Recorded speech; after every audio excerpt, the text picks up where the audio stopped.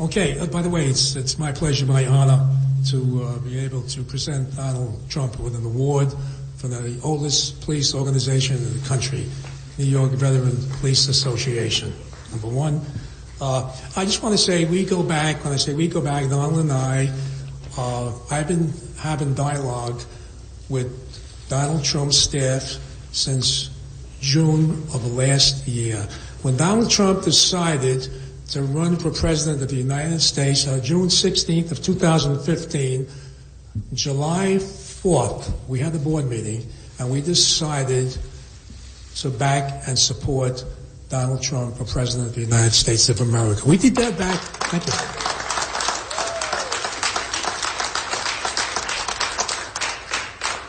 It's really a dual pleasure because we are the first. We're the first law enforcement association in the country, even before the Border Patrol, which I'm glad you got their endorsement. And if anyone knows about immigration, illegal immigration, it's the United States Border Patrol, and they endorsed Donald Trump. But I have to say this, we did it in July 4th of last year. I just want to touch on a few things. I know he runs all over the country, Donald Trump. I've been speaking with Donald Trump's campaign manager last year, Corey Lewandowski, and then the New York campaign person, Campbell Burr. And every time I have a conversation with them since last year, they keep saying, on behalf of Donald Trump, we thank you and your organization. Every time I speak to them, as recent as this morning, we thank you for supporting Donald Trump. I want to set the record straight. It's our privilege and our honor. We thank you, Donald Trump.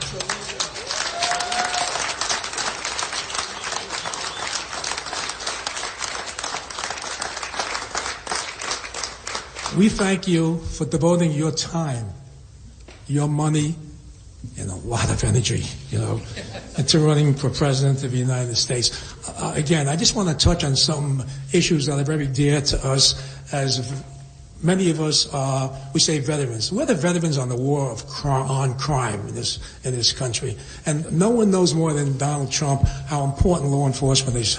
Obviously, he's a supporter of the military, the veterans, and law enforcement throughout the country. Immigration, illegal immigration, of course, is important to us because for years and years, many of us have been arresting illegal immigrants who are committing rape, robbery, murder, and so we are really touched by it. So we understand how important it is. Now, obviously, people say, well, your parents, or maybe your grandparents, or your great-grandparents, we all came from another country. But have we forgotten? There was a wall then. The wall was Ellis Island. Everybody that came, their parents, grandparents, or great-grandparents, they were screened, and many of them were sent back. They didn't come over a fence, under a fence, to a hole in the fence, or from Islamic radical ISIS country. They came in the American way, and that's what Donald Trump represents, the American way, and that's why he has our complete support. And Donald Trump, not only do we thank you, we humbly thank you.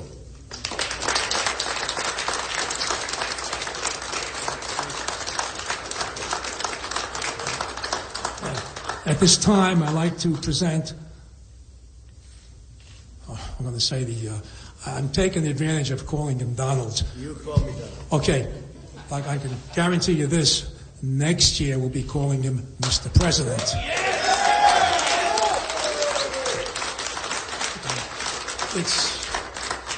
It's our pleasure, the New York Veteran Police Association, to present Donald J. Trump with the America's Finest Award. The award reads, for your dedication, your concern, and your support for America's law enforcement community. We know you will make America great again. And the year and the date, July 4th, 2015. That's when we endorse Donald Trump. Pleasure.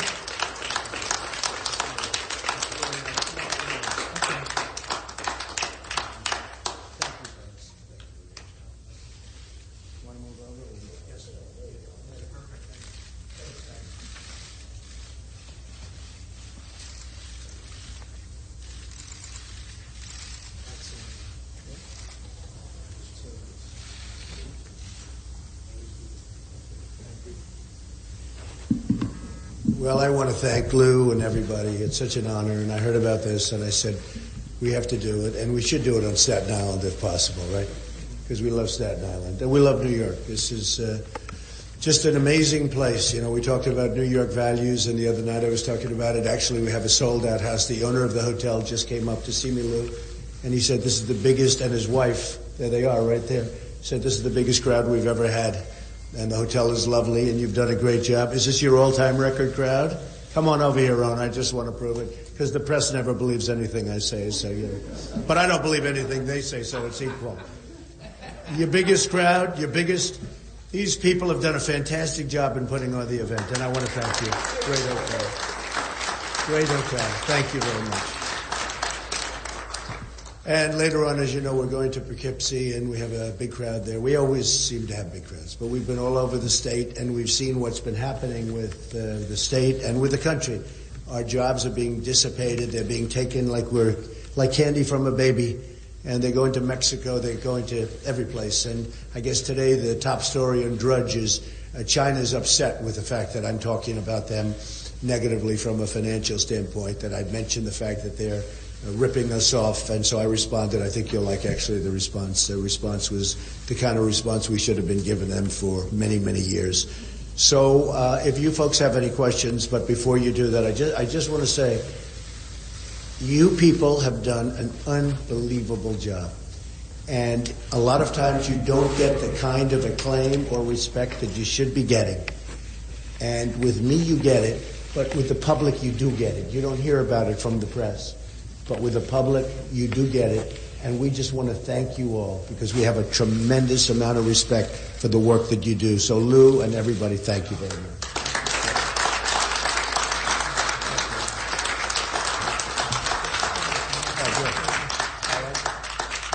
Okay, questions? Yes, John? Yesterday in Syracuse, sir, you said that the Republican National Committee could be in for a, quote, rough July of the delegate selection issue. What did you mean by rough July? Well, it's a rigged election. Now, I'm winning by a lot, and a lot of people say, don't complain, you're winning. And I think we'll get there on the first ballot, actually, and we're going to have a big day, hopefully, in New York, because I love New York, and a guy like Cruz, you heard his statement on values, New York values, and I can't imagine any New Yorker voting for Cruz. And he can't beat Hillary. I'm going to beat Hillary. In fact, you notice her commercials came out there about me. They don't even talk about Cruz. She's only concerned about me. Now, Kasich is interesting. He's never had a negative commercial. Nobody's ever hit him. Nobody knows he's there. And so he does well. He does okay because nobody talks about him. With me, I think I saw on Fox, 55,000 negative ads. And despite that, I'm leading by a lot. But I think it's about the voters. It's not about the bosses. And I'm here to show that it's about the voters. And we're going to show that it's about the voters. And I win all the time when it's up to the voters. When it's up to the bosses, we didn't play in Colorado because I heard that it was going to be for the bosses, for the RNC, for the people. So I'm not going to waste a lot of money. Don't forget, I'm self-funding. So when I spend money, it's my money. It's not some PAC's money where people are giving it just because they want to have influence and they want their local politician or their politician to do what they want to do. So we didn't play there. We didn't play in Wyoming because the game was rigged. And I don't want to go 6-7 months before because that's what you have to do. Take them on trips, put them in hotel rooms, do the whole thing. I don't want to play that game. I'm winning with the voters, and we're winning big. And I think we'll get to the 1237. Well, I think the people that are for me, of which there are many millions, many millions of people have voted in our primaries. Many, and you'll see it tomorrow also. Many millions of people have voted more than voted 4 years ago. You know that. They came out for me. They didn't come out for Lion Ted Cruz. They didn't come out for Kasich. They don't know who Kasich is. Nobody does. They came out for me. And these are people that in many cases have never voted. These are very smart people, very, very strong people. And when they see what's going on. They see, as an example, the RNC said we never changed the rules. Well, that's wrong. Because I announced on June 16th in, as you know, Colorado, and in August, they changed the rules in Colorado. I'm in June and August because they saw how well I would have done in Colorado. So they changed the rules. They changed the rules in Florida so that the winner gets all. They didn't know that I was going to win. That was a good one, Lou. They changed the rules because they thought Bush was going to win. Win or get all, except they had a problem. Trump won. I got all, so I got 99 delegates. But they didn't mean that to happen. It wasn't done for that reason. So sometimes you get lucky. But if you look at Wyoming, it's the same thing. But just so you understand, they kept saying, we didn't change the rules, we didn't touch the rules. They totally did. I came out in June. They saw I was going to win Colorado easily with the voters, which is most important. So they changed the rules, and they took the voters out of it. And they had the party bosses make the selection. So that's the way it goes. Okay, yeah, Katie.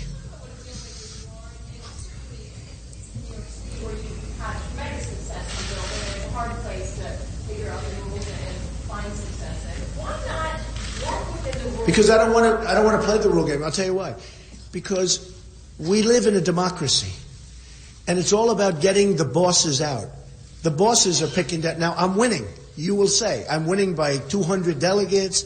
I'm winning, more importantly, in my opinion, I'm winning by over 2 million votes. In other words, I've gotten more than 2 million votes. And other than the fact that I have 17 candidates starting, throughout the process, we had 17 then dropping out, I would be leading Hillary Clinton by millions and millions of votes. I heard her say during the debate, I have 1 million votes more than Donald Trump. She's got Bernie, a socialist, and I've got 17 governors, senators, guys like Ben Carson, who's fantastic. I have all these guys running. So I have 17 people. She's got 1. And if we didn't have 17, I'd be leading her by probably 4 million votes. Because you have to change. I'll tell you why. I understand the question. You have to change. It has to be changed. Now, it's not going to happen probably this time, although they're watching a lot closer. In fact, they announced they're not going to be making rules changes now because the public is really angry, and the Republicans are really angry. The voters are really angry. It's got to change. Now, in 4 years, it's going to change, so I've done something. In 4 years, it's going to change. It's not going to be this way in 4 years. But you're going to have a very, very upset and angry group of people at the convention. Now, I hope that doesn't happen, because if I win, people are going to be very happy. Well, I hope it doesn't involve violence. I hope it doesn't. And I'm not suggesting that. I hope it doesn't involve violence. And I don't think it will. But I will say this. It's a rigged system. It's a crooked system. It's 100% crooked. The bosses, is that a correct? And these people know it better. Absolutely. It's a crooked. They're not here for this reason, to be honest. But this is, they understand law enforcement better than anybody else. It's a corrupt and crooked system where you're allowed to take delegates. Look, nobody has better toys than I do. I can put them in the best planes and bring them to the best resorts anywhere in the world. Doral, Mar-a-Lago. I can put them in the best places in the world. California. I have something that blows everything away. But it's a corrupt system. You're basically buying these people. You're basically saying, delegate, listen, we're going to send you to Mar-a-Lago on a Boeing 757. You're going to use the spa. You're going to this, you're going to that. We want your vote. That's a corrupt system. That has nothing to do with democracy. So here's the story. I'm winning by a lot. I think we're going to win the 1237. I think we're not going to have the second ballot. I just tell you, though, despite what I just said, it's a corrupt system, and it's a rigged system, and I think for future years, the Republican Party should change. Okay? Mr. Trump, you've warned of a rough July. You've warned that millions of people won't vote for a Republican in November if you don't get the nomination. It sounds like there's no scenario under which you would accept a vote at the convention that would make somebody other than you the nominee. Well, I can't say that. I have to see how I'm treated and how these people. I'm representing many millions of people. The Republican Party in the primaries are up 72%, which is astronomical. The Democrats are down 35%. I mean, you people, those are the numbers. An amazing thing has happened. The Republican Party, which people don't think of it in terms of going up, they think of it in terms of getting smaller, smaller, smaller every year. They're up 72% because voters are coming and voting. Some of them for the first time because they never had a candidate that they wanted to vote for. They're great people. They're great Americans. But it's up 72%. The Democrats are down 35%. And I'll tell you what, we're getting independents, we're getting Democrats to vote, and we're getting to me, makes me very happy, people that have never voted before. And let me tell you, if you disenfranchise those people, you're going to have some very upset people. Yes, go ahead. A contested convention that would make somebody else the nominee? Would you rally the party to unite? Jeremy, it's too early to say. I have to see. I have to see how it's handled, and I have to see what level of fairness. These millions of people who I'm representing, you understand, I have far more votes than anybody, including Hillary, because I had 17 people. She had Bernie. Okay, Bernie. Oh, Bernie. Lou, you guys aren't big into socialism or communism, are you? I don't think you're going for a communist, are you, Lou? Okay. Go ahead back there.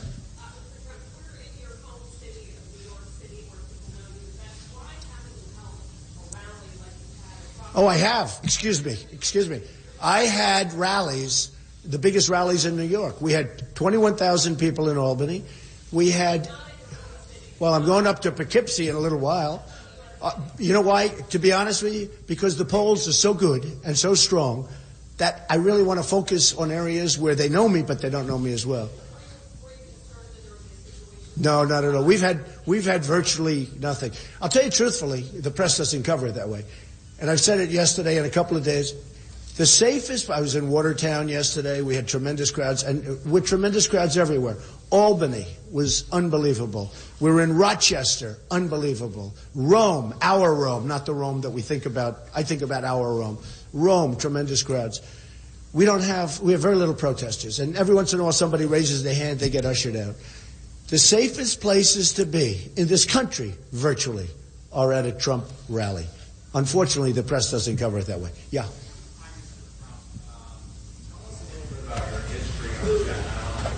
Yeah, I know it very well, and I've had property on Staten Island. In fact, when I grew up during the summers, I used to work on Staten Island. My father had Grimes Hill.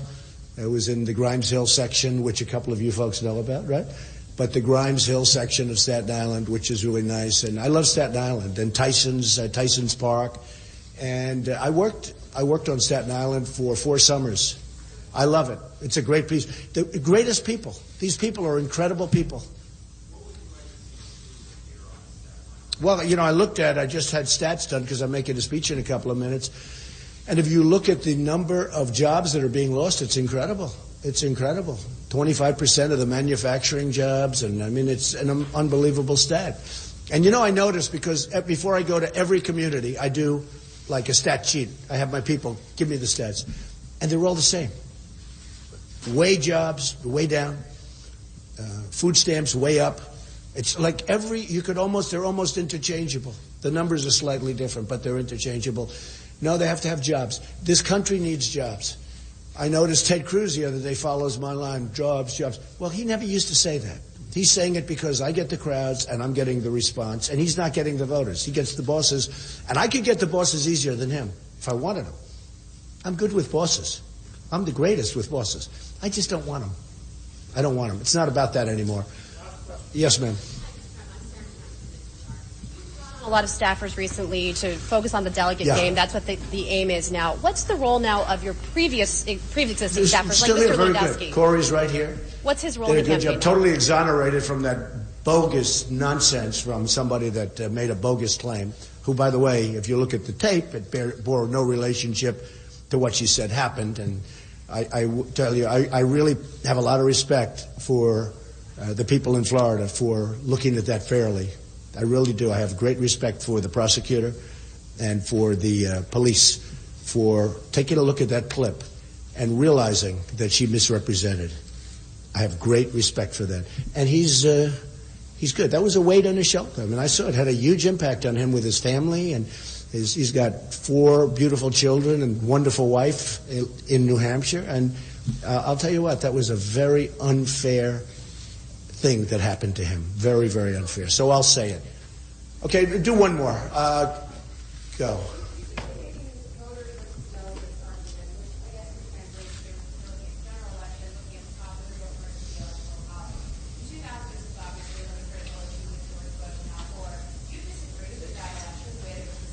Oh, I don't want to talk about an old election. That's all I need to do. I don't want to talk. I'll tell you what, though. Voters to me are very important. Yes, go ahead. Did you have one? What, a surge operation? Thousands of Syrian refugees get to 10,000 numbers. They can't screen them. They have no documentation. You know, you can't screen a person with no documentation. They have no written documents whatsoever, so there's nothing you can do. Go ahead, one more. I have a lot of them. There's about 12. Go ahead. Nino's good.